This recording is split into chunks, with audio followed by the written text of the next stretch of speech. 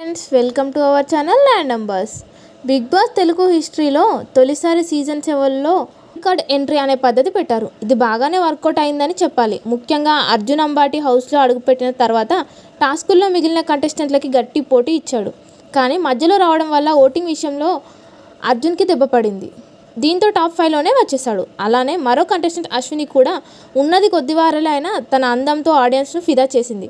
దీంతో big boss 8లో కూడా wild card entry ఉండబోతుందనే విషయం ఇప్పటికీ ఆడియన్స్కి ఐడియా ఉంది.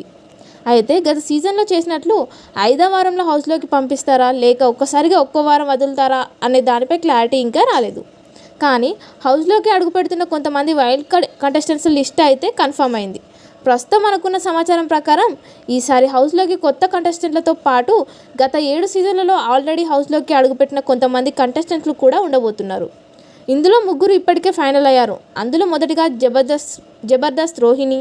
గతంలో బిగ్ బాస్ సీజన్ 3లో రోహిణి హౌస్లోకి కామెడీ మాత్రం గట్టిగానే చేసింది. అందులో ఈసారి సీజన్లో పెద్దగా కామెడీ చేసే కంటెస్టెంట్స్ ఎవరూ లేకపోవడంతో రోహిణిని లోపలికి పంపిస్తున్నారన్నమాట. ఇక రెండో కంటెస్టెంట్గా ముక్కు అవినాష్ కూడా మరోసారి హౌస్లోకి రాబోతున్నాడు.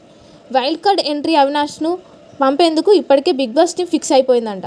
ఇక బిగ్ బాస్ సీజన్ 1లో దుమ్ము దులిపిన హరితేజను కూడా ఈసారి వైల్డ్ కార్డ్ ఎంట్రీలో పంపుతున్నారంట. ఇక వీరు 3 ఇప్పటికే కన్ఫర్మ్ కాగా రీతు చౌదరి మరియు ప్రస్తుతం బిగ్ బాస్ హౌస్లో స్ట్రాంగ్ కంటెస్టెంట్గా కొనసాగుతున్న నిఖిల్ ప్రేయసి అయిన నటి కావ్య కూడా వైల్డ్ కార్డ్ ఎంట్రీ ఇచ్చే అవకాశం ఉందని టాక్. సోనియాతో బాగా క్లోజ్గా ఉంటున్న నిఖిల్ పరిస్థితి కావ్య వస్తే ఏమవుతుందో చూడాలి.